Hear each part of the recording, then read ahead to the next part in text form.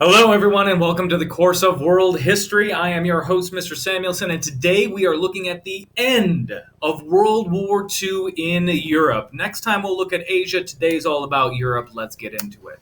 So, essential question today: why did the Nazis lose power in Europe?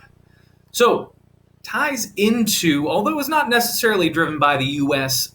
Joining the Allied powers. Say the Japanese attack on Pearl Harbor, followed by Germany's declaration of war, does bring the U.S. into the Allied side, and certainly that plays a factor in the Nazi defeat, although maybe not the prime factor.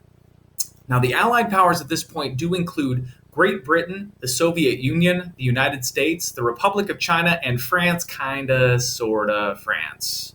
At this point, we're talking about the French government and French military in exile because France is either Vichy France and sort of collaborating or Nazi-occupied France. The Allies, not China, but the rest of the Allies, agree to make Europe the priority and focus on defeating the Nazis because the Nazis were a threat to 4 out of the 5 Allies, whereas the Japanese, they were more a threat to China. They were also threatening the U.S., but the Nazis were determined to be the greater threat by the majority of the Allies. So the Allies go after the Nazis. To work together effectively, though, the Allies have to kind of de-emphasize their differences because certainly the Allies do not agree with Soviet-style communism and their view on expansion and the expansion of communist economies. They don't like that. But recognizing the Nazis as a greater threat, they focus on military victory and kind of ignore the political differences. They also agree, importantly, to fight the Axis powers, all of them, until all of them submit to an unconditional surrender. There will be no separate peace. There's no peace between some Allied powers and the Nazis, backing them off and giving the Nazis breathing room. Nope, not going to happen. The Allies all say unconditional surrender is a requirement, and we are all in it until we get that.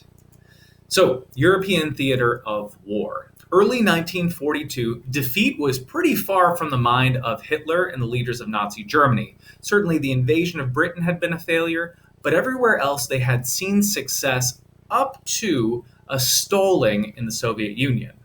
But they had not been defeated. They were hoping that they could regroup, they could try again, and still have some victories. So 1942 rolls around, and Germany focuses their attention on taking North Africa away from British colonies, so taking out Egypt and moving into the Middle East for access to oil and other natural resources, and also for pushing again against the Soviet Union, and for pushing deeper into Soviet-held territory. So that was the focus in 1942. North Africa, this gentleman right here, Erwin Rommel, is in charge of the German forces. His main target is to sweep across North Africa and take Egypt and the Suez Canal, giving the Nazis access to the Suez Canal and enabling them to go into the Indian Ocean from there. But the British make a stand at El Alamein. And at that stand, they actually force the Germans into a retreat. They have to pull back from Egypt and regroup to try another attack. But their retreat is cut off from American and British landing forces in North Africa behind them.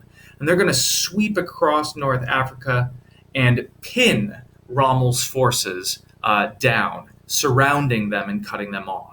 Which means that Germany's Africa Corps, which was one of their premier armies, gets surrounded, and their Italian allies get surrounded, and they're forced to surrender in early 1943, losing a key army and, of course, losing access to North Africa and all of their resources. This then provides the Allies with an opportunity to invade Europe from the south. Now, in the east, things are not going well for the Nazis either. The Nazis really do struggle in 1942, 1943 in Russia. Hitler really wants to push to get a victory. The previous year, Hitler divided his army into 3 pieces, 3 focuses, wanted to get Leningrad, Stalingrad, and Moscow all before 1942 started. failed in those efforts, so now kind of refocuses and reemphasizes the push on a single target, Stalingrad being a major industrial city. But this fails. The Soviet Union has had the winter to kind of prepare themselves, supply themselves, reinforce these locations, and they hold the German offensive off in Stalingrad, push back against the German army, and actually force them back across the Soviet Union toward Germany itself. This is an effort that eventually results in the surrender of the best German army, which had been thrown against Stalingrad at this time. So the Germans have now lost their North African forces and their forces against the Soviet Union. They're really getting knocked back on their heels. In early 1943, it becomes clear that the Nazis can never defeat the Soviet Union. They don't have the resources or the manpower to do it.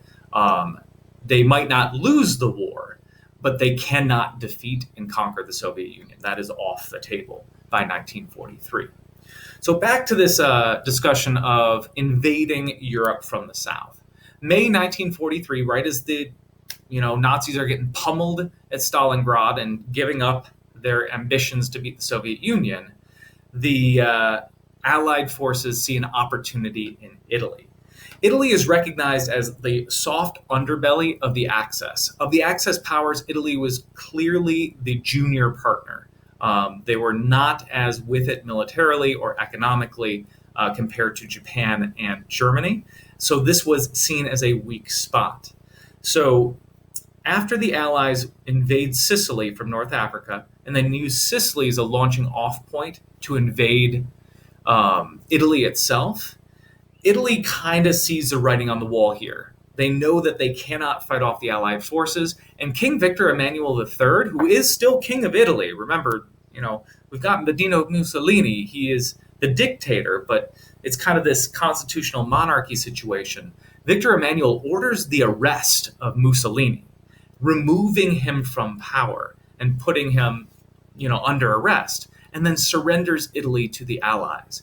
Now, there winds up being a thing where Mussolini gets kind of a jailbreak from prison. They break him out of prison, and he escapes to the north and kind of continues to rule in absentia from northern Italy. But southern Italy now falls into Allied hands. Germany, though, does act quickly. They have a number of German forces that invade to try to keep the Allies from pushing too far north. They do wind up making a defensive line north of Rome that stops the Allied advance north. So Italy was a soft underbelly, but not the key to defeating the Nazis. Instead, that is going to come both in the east and from the west. With the invasion of Italy stalled, the Allies focus on France and invading Normandy, which is northern France, right across from Great Britain. This is a massive invasion, the largest amphibious invasion in world history. 2 million men, 500,000 vehicles get moved across the English Channel and occupy Normandy. Now, as Germany is really focused on the Soviets at this point, the Soviets are pushing back from Stalingrad. They're looking like they might take Poland. Germany's throwing everything that they got to stop the Soviets. They just don't have the manpower, and they don't have the best armies in France. The armies in France are made up of older and younger soldiers. The most experienced soldiers in their prime of life are up against the Soviets fighting for their lives in the East, which means the Americans and British are able to sweep in and secure the liberation of France. By August 1944, so 2 months later, Germany is out of France, and they are surrounded on both sides by the Soviet Union and by the US and Britain. So by late 1944, the Soviet Union had regained a lot of their territory. They'd pushed through Poland. They'd regained a lot of this territory that had been captured. Early 1945 rolls around, and the Nazis are done. They can't hold on.